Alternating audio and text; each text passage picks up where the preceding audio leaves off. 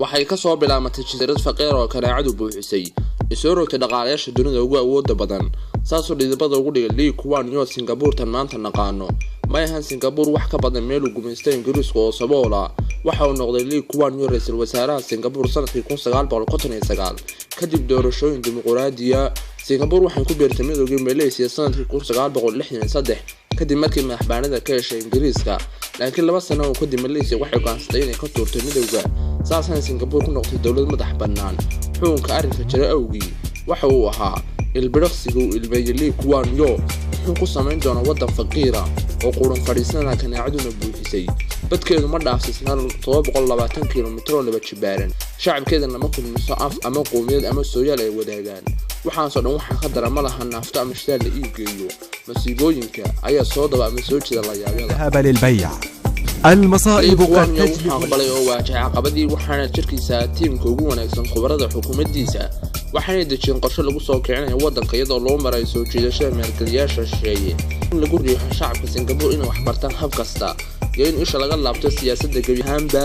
imika waqti waa waqti shaqo oo kaliyaata waxay awoodday Singapore inay gasho farsamada dhisida doomaha iyo injineeriyadda macdanta iyo farsamaynta batrookimiyaadka laga saaro shidaalka iyo qalabka korontada waxaana maalgashay shirkadaha ugu weyn caalamka sida Shell iyo Esso bilowgii 90-yadii waxay noqotay xarun saddexaad ee ugu weyn caalamka ee dib loogu habeeyo naaftada iyo xarun saddexaad ee ugu weyn ka ganacsiga naaftada marka laga yimaado New York iyo London waxay ku hogaamisay caalamka soo saaridda isku dhiska laga sameeyo shidaalka ee Barokimia dekada Singapore ayaa ka mid noqotay dekada ugu hawsha iyo buuqa badan caalamka intii taal ugu guda jiray waxa ahaayeen guud ahaan shacabka Singapore qaar wax bartay waxaanay ku hadlayeen afka Ingiriiska kaas oo noqday afka rasmiga ee wadanka iyadoo Singapore ahay mid dhaqaale ahaan kor u kacday waxay awoodday xanuunaysta mushkiladda guryaha isku raranta iyadoo dhowl loo gaar yeelayo gacantan ka saartay waaxda ganacsiga gaarka taasoo bedelkeedu adeegyo aad u sareeyo ku habaan bulshada saadarteed 85% oo shacabka reer Singapore waxay tigin guryahooda u gaarka waxaan soo dhacay heerka shaqo la'aanta ilaa 3%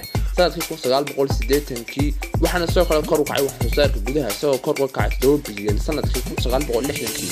una kacay 360 bilyan oo doolarka Mareykanka sanadkii 2016kii saas kale waxaan kor u kacay dakhliga qofka soo ka kacay $435 una kacay 80,000 oo doolarka Mareykanka sanadkii waqtiga laftiisa Lee Kuan Yew wuxuu waajahday dhaleecooyin loo soo jeediyay xukunkiisa kaasi toosa u maamulayay 30 sano taasoo ka soo bilaabatay sanadkii 1960kii korona maatay ka digida uu ka tagay xukunka si iskiya sanadkii 1990kii laga yaabo in aanu hayn hogaamiye dimuqraadiya oo lagu daydo waxa lagu tilmaamaa sida qaalibka in xukunka ay sii haysteen qoyskiisu iyadoo loo soo marayo wadada inankiisa Lee Hsien Loong kaasoo in kala dheer wasaaradnimo qabtay sanadkii 2004 laakiin iyadoo waxaas oo dhan lala qabo haddana waxa hogaamiye dadaal badan kaasoo hore u riixay Singapore kana bedelay biyo fariisin saboola una bedelay xarun maaliyad caalamiya oo ay ka buuxaan dhismayaasha xisbiya daruuraha kana maray yihiin hay'adaheedu musuqmaasuqa ilaa heer weyn